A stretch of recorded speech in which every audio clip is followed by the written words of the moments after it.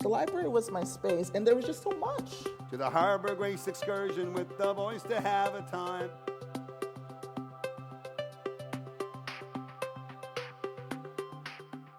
Hi, everybody. Thank you all for coming to Toronto for this conversation. I have like 4 pages of questions, and it sort of sometimes happens that one question has to be the first question you ask. Like you're preparing all your questions, and then it just becomes the first question. And in this case, it was so convoluted a question, and a question that I was sure I was not going to be able to get out properly. And I kept thinking, like, why does this have to be the first question? Like, why couldn't an easier question be the first question? And then I started thinking about, like, it's kind of like this when you make a book, too. Like, something just has to be the first scene. Something has to be the last scene. Like, after a while, there's something that takes over that's just not even your will. It's just, this is the form. And it was funny to see that happening with the questions. So instead of asking the question, the first question, which I really don't like as the first question, but was the first question, I want to talk about that feeling that sort of comes at a certain point when you're working on a book, which is like, this form is taking shape, and it's not really my will that's making it take this shape. It's kind of like, has its own intelligence or its own logic, or, yeah, it's like, starts to become, it's sort of telling you, and it sort of gets stuck. I don't know who wants to speak first. I would love to take this one. Because first of all, I really want to know what the question is. Will you after we answer this? Yeah, once I get a bit more comfortable, then I'll express what the question was. Okay. So for this book in particular, Will There Ever Be Another You? I did have an insistent first 2 lines. It was just, it stole people from themselves. You might look the same to others, but you had been replaced. And what came to mind as you were describing that feeling was simply, it was a scatological metaphor, and it was simply the word turtle head. Which doesn't appear in the first 2 sentences. It doesn't appear at all, but it's the feeling where you're like, something has to come out of me. Formally, it's coming to a point, it's insistent, it's a turtle head. Elif, what would you say? Well, I've just been turning over in my mind the Rubik's Cube of the move that Sheila did, which is to have a complicated thought about the first question and then to turn that into a question, and how that's also like a kind of meta move that I feel, I mean, it's something that I talk about with students, like if you're having difficulty with something, that difficulty often turns into material, and the beginning could kind of come from that. With the book that I'm working on now, the beginning turned out to be, and I now feel really sure it's the beginning, and I auditioned so many other things for the beginning, and it's this, I actually thought of it after I was rereading Dracula, the way that Dracula starts with Jonathan Harker's diary, where he like misses a bunch of transit and ends up in Budapest for like 5 minutes, and he's like, this is what it looks like. And I was like, oh, that's how you have to start, like you just have to start on the run. And it has this like 45-year-old writer who's in a panic that she's like, oh my God, I wrote these 2, like, who am I? She wakes up in a cubicle hotel, she's like, who am I? Oh yeah, thank God I wrote some books, like I wrote some novels, but they were like about college, and now I'm 45 years old, like what am I doing? And she's like rushing to somewhere to go and like write the next book, and yeah. That's not the opening scene of Dracula. The opening scene of Dracula, he's a solicitor, and he's going to Transylvania to discuss the purchase of a London real estate with this mysterious count. Okay. Yeah, and he's like, he misses a bunch of, he misses his train. Okay. It's also, there's a famous story, about that Tolstoy, when he couldn't start Anna Karenina, and then he read this fragment by Pushkin, which was the guests were arriving at the country estate, and he was like, that's how you have to start a book, and then he wrote that sentence, which is like really famous and kind of static, but so. Yeah. Go figure. Sorry. I feel I can't rise to the occasion or sink. Patricia, sorry. Thank you. I like how Chekhov said that a short story, once a writer's written, it should always cut off the beginning and the end, because that's where your faffing about a little bit. Wait, can you say that again from the beginning? Why? Is it my accent or? No, I was distracted by the water pouring. Sorry. Just doing it beautifully. My goodness. Don't Chekhov jinx it. said. I think everyone else heard it. I don't think they were distracted by No, the but water. I to do asked the with, questions. I need to hear it. Okay, it's to do. He said that, and I think it's now become an old saw of creative writing classes, I'm afraid, but to cut out both the beginning and the end of a story that you're writing, because that might be where you're faffing around. But I think you certainly can't get on with the novel until you've got the beginning right, I find. And as you say, the line just comes to you and sticks, and it's there, and that's that. It has a certain cadence, and as it turns out, magically, it will somehow turn out to contain the whole novel sometimes. Yeah. And the last line, too, in some way, I think often. Last lines I'm less bothered about. I think if you've written a real work of art, what you're writing might be in every line or on every page, so you can more or less cut it off anywhere, I think. Maybe? Not. I think it's a really fun game to cut off the end and try different places of cutting that. I like to end, and maybe this is like from my critical writing too, I like to end with someone else's line. So this book ends with, it's not identified, but it's a line from Joy Williams's Key West guidebook, that fish would use disasters as temporary reefs. And so I always like to take something that someone else said that is somehow resonant with something in the book and put that there. And that feels like I just like do a French exit, get out of there, and I leave them with something else that like leads them maybe into another book that they might want to read. I left 3 I'm like, sentences bye, ago. I'm not even here. Yeah, I'm out, yeah. In your book, you quote Iris Murdoch saying, "If even a dog's tooth is truly worshipped, it glows with light. The venerated object is endowed with power. That is the simple sense of the ontological proof." So, like, I like this. It reminds me of what I'm bringing it up now because it reminds me of what Gwendoline was saying about every line contains the book, and something about like how does a book get made, and this kind of showed it to me. Like, you sort of, it's not that you worship what you're working on, but the longer you work on it, it starts to glow with light and is endowed with power. And it's almost this feeling of like, I don't know if it's like this for all of you, but when you start working on a book, there's not a sense that it will be the book, and you can throw it out so many times, but that at a certain point, like you've looked at it enough, it's been in front of your eyes long enough, and it starts to have like a kind of power that just from that time applied to it. Do you feel like that's the case, Gwendoline? Yeah, I always think it's like Proteus. It has to find its right form. And my own feeling about this, strong feeling, is that, and this is where the weird thing with imagination comes in, because I never feel like I'm working with a surplus of anything. I feel like the books already exist, and all I have to do is get them right. And if I don't get them right, that's a grave injury to me. So I don't want to use a phrase like coming through, but they are coming through, and all I've got to do is shift everything around, hour after hour, year after year, until it's right. And this is why when galley proofs are out there, it hurts me a lot, because there are things in there that I think spoil it all. Don't just mar it, spoil it, wreck something holy that has been given to me. And that might sound a bit silly for, a novel that, like my last one, is sort of a light social comedy. And there are bits in it that I think spoil it, because I feel like as I'm writing it, as things are coming to me that strike me as funny or that I've seen in the world and I want to apprehend, they want to come together in a certain way. And I've just got to get it right. And that's what I'm doing when I'm editing. I don't know if it even feels creative in some sense. It just feels very deeply absorbing and deeply important to me to get it right.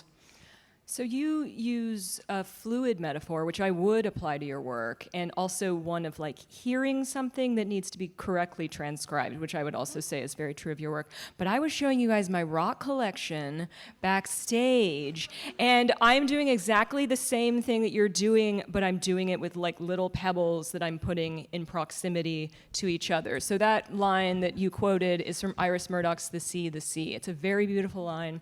And I always just, when I read that, I see the dog's tooth, I see it shining, and I think of how we endow objects with meaning, and words to me are objects, and I'm making little cairns with them, I'm making piles, I'm placing them in relation to each other. When I get that right, that is the book to me, is how it feels. I could weep because that's really speaking to another way of thinking of novels that I've also thought of, which is, I'm thinking of sort of Indiana Jones movies or something where they go into a tomb and the rocks have to go a certain place so that the sunlight on one day of the year will come through here, fall on this rock, heat this bit of water, and suddenly it's all unlocked and a monkey's skull rolls down a slide or whatever. But that's it.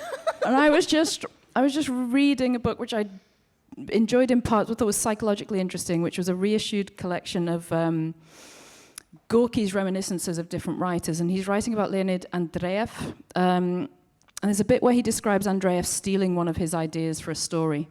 And the way that Gorky describes his idea for the story, which is a bit of traffic in a whorehouse where there's been, people have betrayed each other, and I can't remember how it goes, but the way he described how he wanted the story to go, I could picture him doing what you just did, which is to go, it's a bit like that, and this has to go there. And then Andreev took it and made it a bit more farcical, and so far as I could tell, but I have no time for Gorky, but something about the way he described putting the pieces in a certain configuration appealed to me. First, it's so exciting to hear you guys talk about, I don't always feel like, thank you for putting together this panel with, to actually hear people talk about what it feels like. I mean, because I don't know, I guess the only thing that I have to add to the quote about the dog tooth is that kind of makes it sound like, oh, it could be anything, and if you just work on it long enough, it'll have that magic. I do agree that at the beginning, nothing feels talismanic or special, and on a bad day, also nothing feels talismanic or special, but after a while, parts of it they're the thing, you understand that is the thing, but it's because I think you've cut other things out. And I also, I don't know, Gwendoline, what you said about it's discovering something that's already there. I also think that it's, that maybe the parts that have that, the dog tooth glowing feeling, there's something that came from not just the rational mind, but from the unconscious in some way, and that they got through, and that, I don't know. And then that other thing I'm thinking is that movie that I was telling you about, Dreams, from the Oslo trilogy, Love, Dream, Sex. Wasn't that incredible? Yes. That we were flash just watching drive that Love she the other has. night. Yeah. Anyway, go ahead. Yes. Well, amazing. So it's this girl who has a crush on her teacher, and she's writing a book about it as it's happening, and the movie is kind of shifting between the book that she's writing and the events as they're happening, and the book being read by her mom and her grandmother, and just the structure is mind-blowing. But it starts with, she doesn't want to keep it in the cloud. The tech makes no sense, but she doesn't want to keep it in the cloud, so she has it on a flash drive, and it's this drama of the flash drive is shaped like a little fox, and she's carrying it around and repeating some of the lines, and that's what makes the thing real. And it had that talismanic kind of glowing quality. Can I read you a quote from Either Or? I was trying to figure out if it's Either Or or The Idiot. So your character, Selin, is in university and wanting to be a writer. And she says, all my feelings of dauntedness about becoming a writer, were summed up by, dauntedness about becoming a novelist in particular. All my feelings of dauntedness were summed up by a quote on the cover of An Artist of the Floating World. And the quote is, "Good writers abound, good novelists are very rare. Kazuo Ishiguro is not only a good writer, but also a wonderful novelist." The New York Times Book Review. And then you say, "It was what I had been counting on in order to get out, my sense of being a good writer. My stomach sank with the knowledge of how wrong I had been." And I just like this distinction between good writer, but you can be a good writer but not a wonderful novelist. Mm-hmm. Even as a novelist, you can just sort of not quite reach the novelist bar. And I kind of want to talk about that idea of the novel versus writing, what makes it a novel versus, when does how does it pass that line and become a novel from just being writing? It's related to the dog tooth thing, I think. I don't know. So I always wanted to write novels because I always wanted to read novels. That's all I ever wanted to read. And when I first became a writer, I had a lot of trouble. I mean, my first novel came out the year I turned 40, and it's not like I had another job first. I went to grad school to do comp lit, and I kept submitting things that I wrote and being like, this is a short story. And the editors were like, oh, no, Elif, that's so funny that you think that. But, this is about a Turkish American person who's obsessed with Russian literature, who's like talking a lot about books. So it's clearly you. So why are you being coy? And then, it's an essay. And then they call everyone on the phone and fact check it. So it puts like a censoring. Anything you write about your parents, they call them on the phone. They make your parents please cry. tell the fact-checking story you told me at lunch today, or is it too painful? No, I was writing a piece where I thought a lot about, it was about, it's called, I forget what it's called, Cover Story, The Headscarf and Me or something. It's in the New Yorker from 2000 and, I don't remember, more than 10 years ago. But it was about this experience that I had where I went into a mosque where you had to wear a headscarf, and then I forgot to take it off, and how everyone was really nice to me afterwards. And then I was like, wait, why don't? And then I read that Welbeck novel about the Islamic features. Anyway, so I was talking about like realizing that how great it would actually feel to belong to that. And then I was like, having a child would be not, and it was at the motherhood time. Having a child, not maybe, but definitely. And then I was like, I'm just going to mention that I had an abortion recently that I wasn't crazy about. And I put that line in and I took it out so many times. And then in the end, I left it in, but it was kind of a draft version. It was like I had this abortion that I didn't really want to have, but it was because the father wanted to. And the fact checker called up my father and said, is it true that you forced your daughter to have an abortion? And in real life, my dad had called me on the phone and said, please carry this child to term and send it to New Orleans, and I will raise it like my own, and you won't have to do anything. Like, please don't do this. How could the fact checker think the father meant your father? I don't know. And when I told my editor, I started to cry because my dad then called. He was like, my dad said, as usual, I just told the fact checker that must be how it was, let her write whatever she wants. But that's not how I remember it. And it made me sad that you remembered it that way. And when he said that, I just started to cry. And I called my editor, and my editor was like, oh, poor, I don't want to say the fact checker's name, but like, whatever. Yeah, Stacy. He was like, oh, poor Stacy. And I was like, what? But yeah, so I wanted to write novels, and I felt like I wasn't able to do it. And then quotes like that made me think that there's some like special skill or something that you have to have. And in general, I feel like when we grew up, there was this idea of like talent. You either got it or you don't, and you have to like murder your. I don't think any of that stuff is true anymore. It's like, I think writing is writing. You get to have a novel, like you get to put it into that shape and cut off the beginning and cut off the end. And like, I don't know, just looking at Patricia, your novels, like they're so long, and and it makes you feel so free. And you just know when it's a novel, and it's not a big deal. I think anyone can do it if they really want to and they really like writing, and you should let people write what they want and have it be what they want. Do you agree? That anyone can write a novel? Yeah. That would be the politic thing to say, wouldn't it? No, I don't think so, really. But I think everyone should write, and it's good to write, and it's nice to write, and it's Do you think there's enjoyable. good writers who can't write novels? Like there's someone who's a really good writer and they just can't write a novel? Well, it's still a novel. Who wants to write a novel? So a really good writer who wants to write a novel and is not able to write a novel. No, anyone can cobble something together, and if they're a good writer, it will have its good saying. parts, and that's fine. Yep. Sorry. The topic I of didn't this. get to answer as a person who It's a is trap. Don't answer. It's a amazingly- trap. I am very much able to be a good writer without being a wonderful novelist at all. So thank you very much for having me on this panel about the imagination and how I'm imagining that I'm writing novels when in reality it's something else.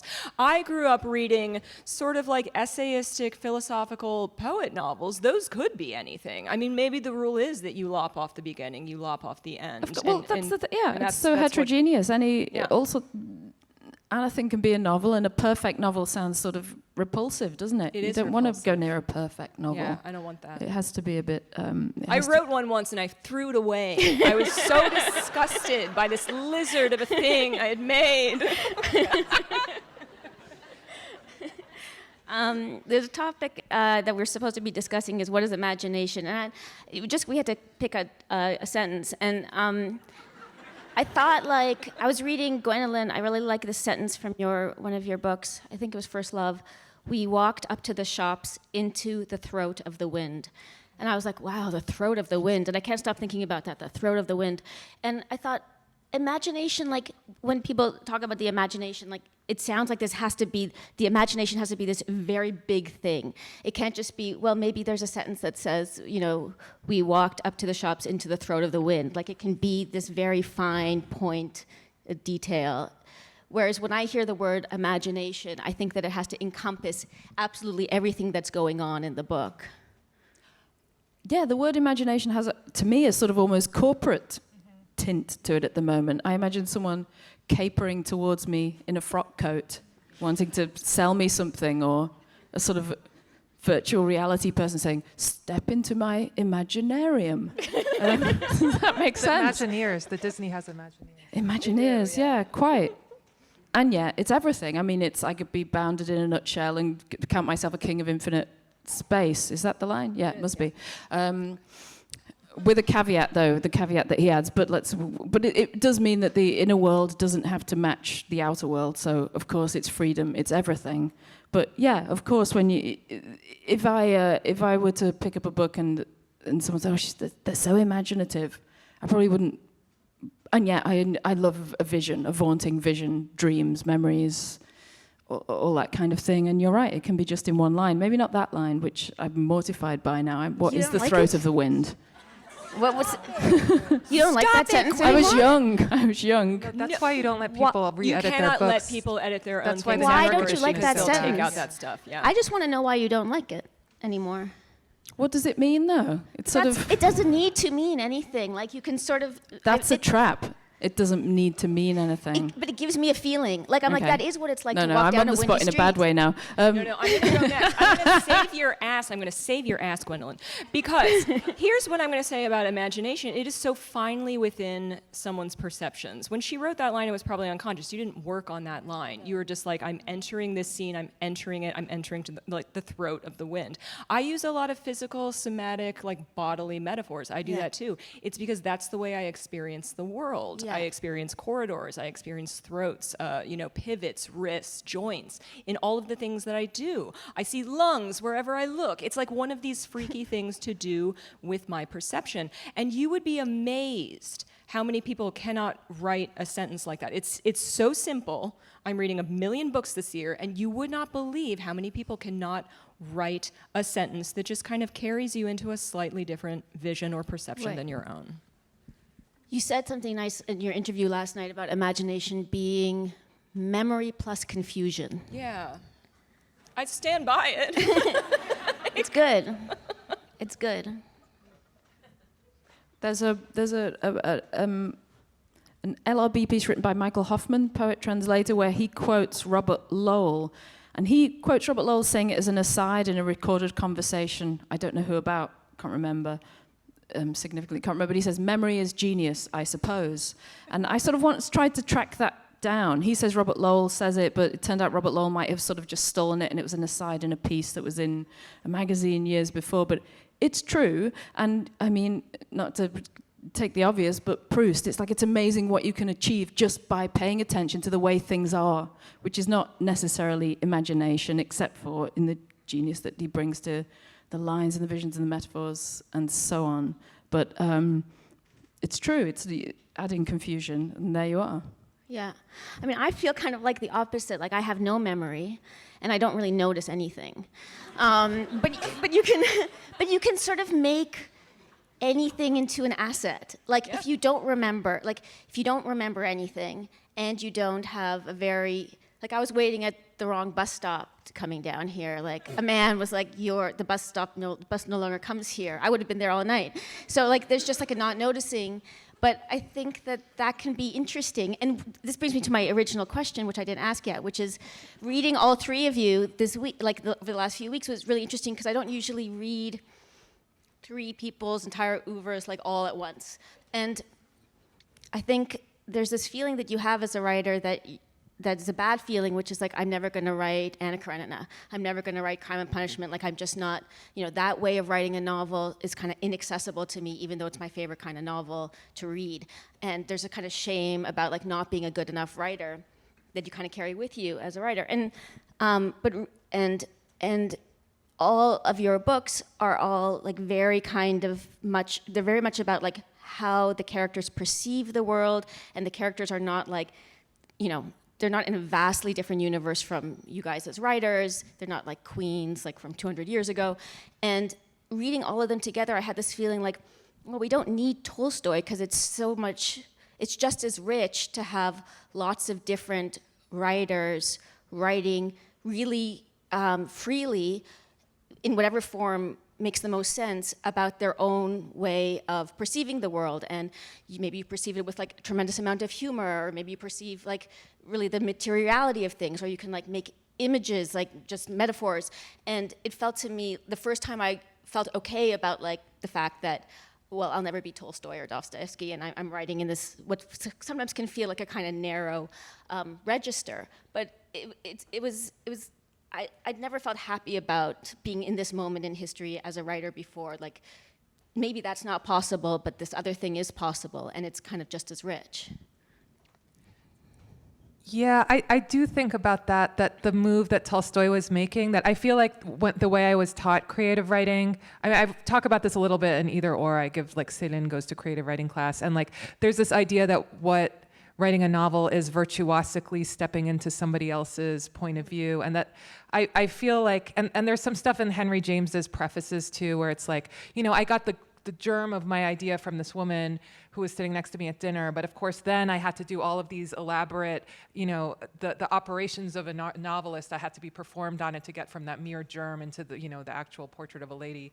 And I think that people knew that it was, it was extremely undemocratic, like way more so than it is now, even though now it's still like, an elite endeavor to withdraw from society for long enough to write a book. But in the past, it's like you had to be super rich, you had to be a man, you had to live in one of this handful of countries that had amassed enough wealth by stealing it from other countries in order to be able to do that. And so part of the philosophy of doing it involved projecting yourself into, it was the people who had the most empathy who could think about, well, what was it like to be a woman or to be, a servant or one of those, and that's what the novel was. And now I think something that I find really exciting about writing now is that it feels like it's increasing people's empathy because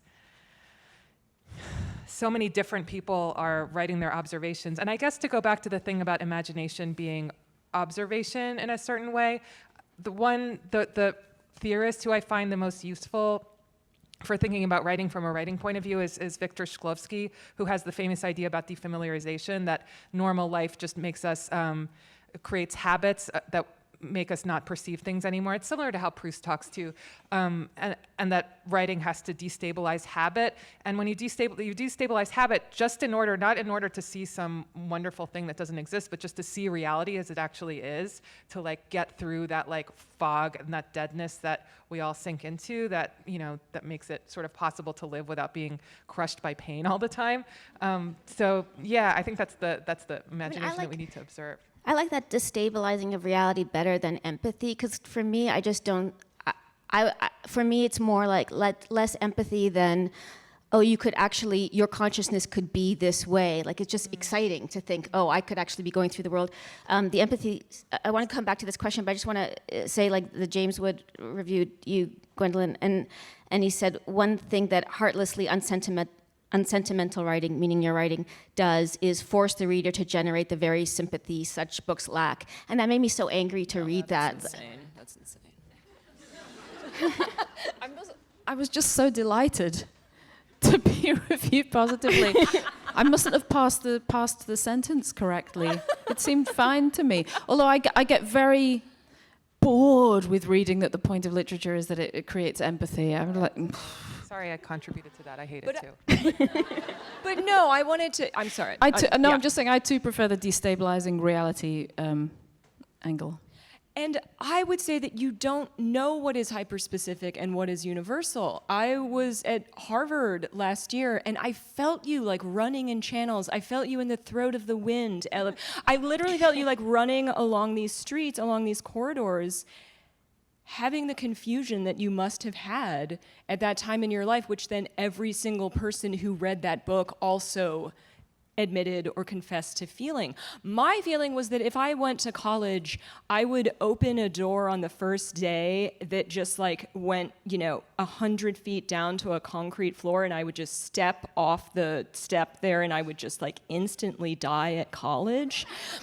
And I think that this is like what a lot of people feel. People still do it, right? But you articulated this experience of you go there, nobody gets a manual, and you figure all these things out on your own, and you do so poetically. I mean, everyone does so poetically. And the way that you wrote those vignettes had a great like form and charm and humor, but it was feeling. It was that feeling of standing at the entrance of the world and not knowing whether you were going to drop 100 feet and die or really enter into the way that things were.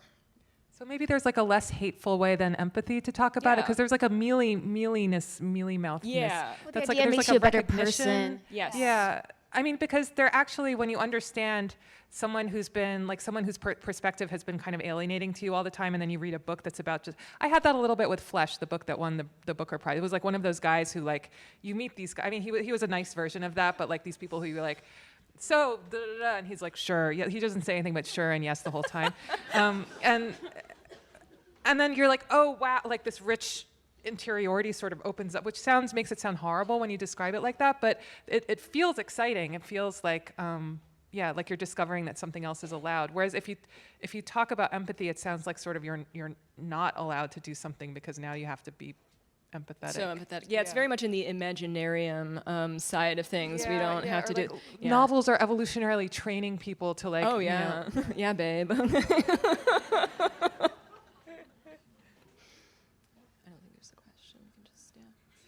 Was that the first question? That was maybe now I'm seeing why it wasn't a good first question, because it wasn't a question. But I really wanted to say, like, it was the first question because it was the newest thought that I'd had in a long time, which was, oh, you don't need. It felt like you don't have to. I was like saying to myself, it's okay, you don't have to be Tolstoy. Like, we're living in a different world where there's something maybe more interesting than one person who puts their mind into as impressive and as wonderful as it is, to read, and as much as it is like, the greatest novelist that ever has lived, there's also something okay about like Just not being that. But In England, we'd say, know your place. Know your place. Well, and he did something incredible that's like not historically possible anymore. You can't go into every single. I mean, the thing that like you're reading part of a Tolstoy, and then he changes chapter, and the point of view changes, and you see the whole thing from like. You're in a dog. Yeah, you're in a become dog. in a dog. And the dog is so exasperated with all the people. That's so yeah, right. it's like, and it's now is not the moment to do that. Now is not but the why? moment to be It's not that it. But I don't even think. Do you think it's 'cause not presumptuous possible? because we're acknowledging sort of like. Well, I mean, then you get into more stupid language, like because now, Sheila, we're in a reckoning with how we've spoken for others for all of this time. But it is true, we had like monoliths and pillars, and now we have a series of more equal distribution of weight. Like the bricks are smaller, but they're not reports from the Yes, field. reports from the field. Yes, it's maybe like a little bit lower to the ground, but there's more of us. And in journalism too, it was like you had to airdrop a white guy to whatever place Yeah, to it's then just like gotta translate go. it. Go, But like go, now white it's guy. there's and the people who lived there were fixers, and now there's like actual it's starting to happen that we're listening to the people who are there as journalists. What do you think, Gwendoline? Of that model of journalism, I don't. No, just the whole idea of like not feeling. Well, you said you got to know your place. No, I was being facetious. It's a terrible habit. I'm so sorry. It really is. I really don't like myself for it, honestly. Well, the dreadful thing is I haven't given up on being Tolstoy. I'm just working up to it. But that's true. Yeah. Yeah. Hell yeah! Gwendolyn's gonna do it, huh? There's a really good chapter where you're reading Anna Karenina in your book on mushrooms. Yeah. I mean, very, very marginally on mushrooms. When I describe this, I'm like, I just put like 2 gills of this mushroom into some hot water and I drink it and I like see. But that was the first time since I was ill that I was able to read in such a way that felt continuous, that felt like, and you're in Anna Karenina's body, you're also in the train. And it's just progressing, and you're just blasting through that novel. If you haven't read it in a long time, I don't know why this night has become about Anna Karenina, but get in that fucking book, because you will go into that dog and you will look at the people and you will just think, why the fuck do we do what we do? And that's what that book is. And Gwendoline's gonna write it again. Here's a quote of yours from one of your books, Gwendoline, that I really love. Considering one's life requires a horribly delicate determination, doesn't it?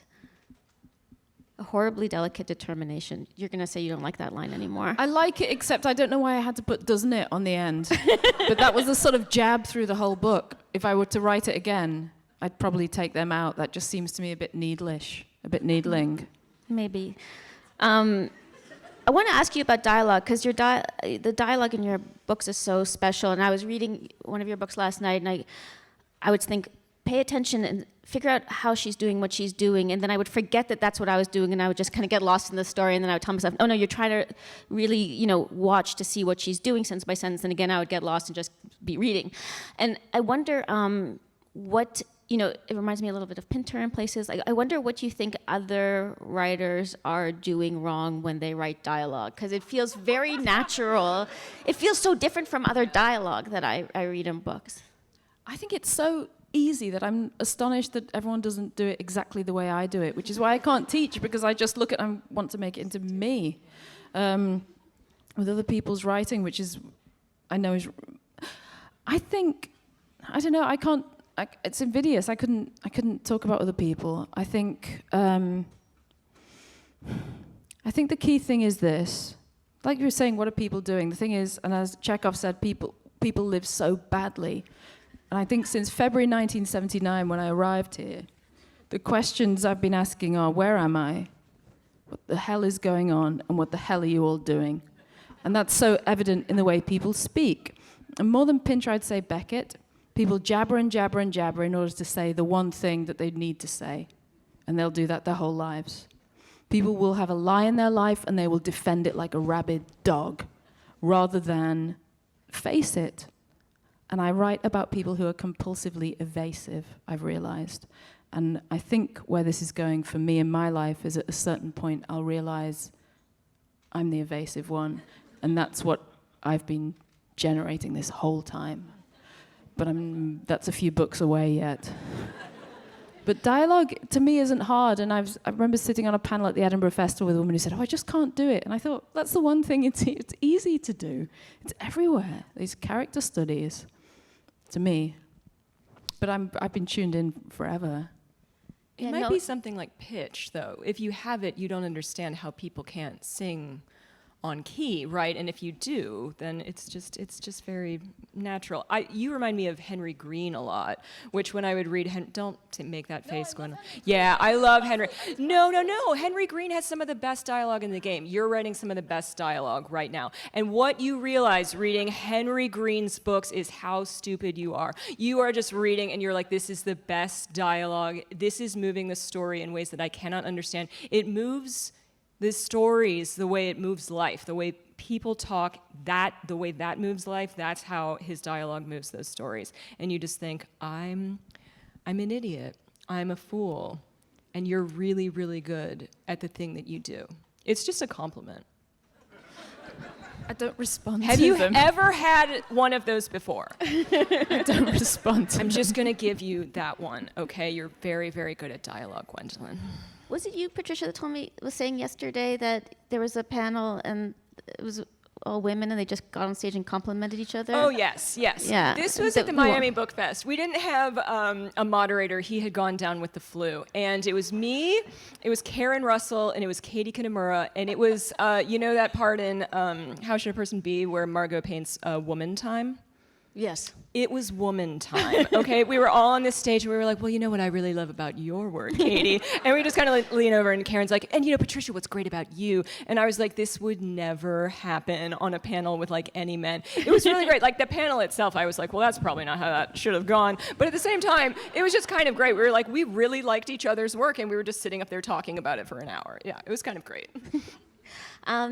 So one of the other questions I had was, like, I wrote down the words aesthetic horror.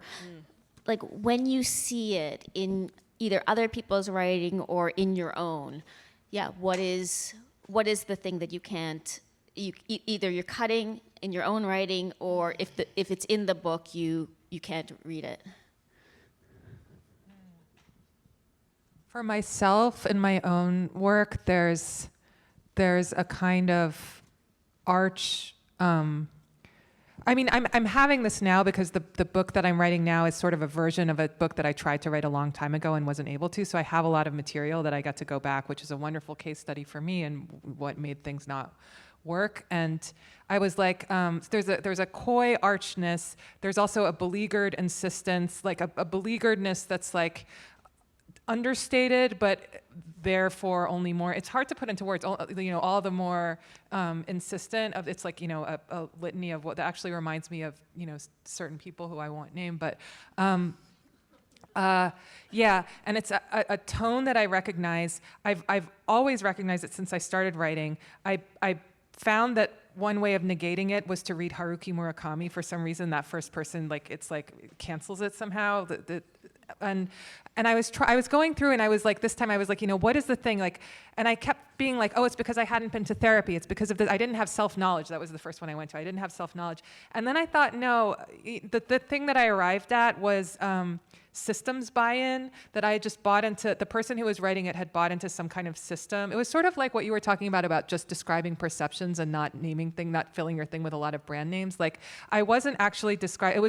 It's a lot of stuff about relationships, about romantic relationships, that in my heterosexual past life, and it was sort of like these ideas about the man has to do this and the woman has to do that, and the subverting of that. And I realized it's sort of like a kind of story that gets told among the women in my family in a certain tone of voice that's like, well, so I said this, and I said this, and I said this, and I said this, this, and this, and he said this. And it's like, there's the buildup of I was reasonable, and we all know that this thing, I said, let's share it then. And I see, and the scene I was looking at was it was a conversation about pornography between a girl and her boyfriend, and she was like, well, I said if you're looking at pornography, let's look at it together. And he said, no, I have to look at it by myself. And it's clear that the person writing it thinks that it's obvious that everyone should want to look at pornography together, but now it's that's not obvious at all. Maybe some people should look at pornography by themselves, or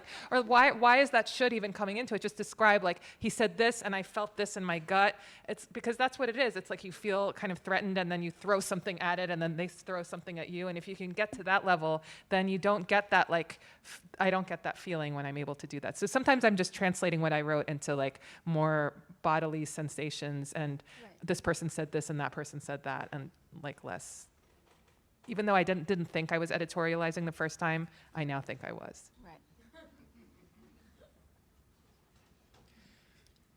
Aesthetic horror? I think the key word that I will use if I'm being mean about a book to a friend will be plausible, or I'll say savage. The other thing I sometimes write in the margin in anger is good for you. What do you think? And then I think I'm not gonna. I have my own things about my own writing which I shan't share because I'm not sure I've eliminated them totally. I will. And then the other one is anything where I'm called upon to indulge a writer as if I'm a parent watching someone in their nativity play. I'll do anything for a writer. I'll meet them more than halfway, but I'm not going to indulge them. I don't want anything that feels like slime or mayonnaise that I'm expected to lap up, I think. Oh, we were talking about that today. Writing about kids is really hard. Oh, yeah. Parents writing about their own kids. Yeah. I like the part of the question that was sort of what are you shy or timid to do in your own writing? I can't write about cooking and food without feeling like enormous flushes of embarrassment, shame. I have no idea. It's nothing I feel in real life. I love to eat. I love to cook. But something in me is like, if I write this like banquet scene or if there's like this Christmas dinner, I don't know what someone's going to think. And I just like, my cheeks fill with blood. And I'm like, oh God. And I'm like typing with my eyes closed about this succulent Christmas meal. And I don't know what it is. I don't know what it is. I also don't really write about sex that much. I joke about that in Will There Ever Be Another You? This like, you know, people were going to find out about her. They were going to find out that there was like no sex in her books, despite like her hoe reputation, you know? And I'm like, I just don't do it. But, you know, I think I will write that erotic novel, Sheila. No, There but should be a that's- banquet. Yeah. But yeah, I had there's actually a part in the book that I have now where I was like talking about beleaguered woman writing, and that there's a genre of beleaguered woman writing that I assumed that I was going to start writing like that someday, like when I started like being in sexual relationships, and it was all about wearing a diaphragm or cooking dinner, like what am I going to cook, or like, oh, how am I going to use this diaphragm? And then like the first draft of The Idiot that I had to like, the thing I had to cut was all the stuff about her cooking for her current boyfriend and, you know, getting fitted for a diaphragm, just to prove how far I distanced myself from like the sad 18-year-old who like had this like, yeah, and it's really hard to write about that stuff because I think we ingested a toxic version of it. It might be, it but ruined food. I would have liked to hear the diaphragm thing. It doesn't seem so bad. Yeah, no, it's gonna come, but with like, I'm gonna, you know, I want to have both the layers. If it would have just been the one layer where I was just taking it at the face value, but now I have sort of the diaphragm and then the layer of like, here's a typology of beleaguered woman writing where she's just like listing all of the things that she doesn't like. Trust you.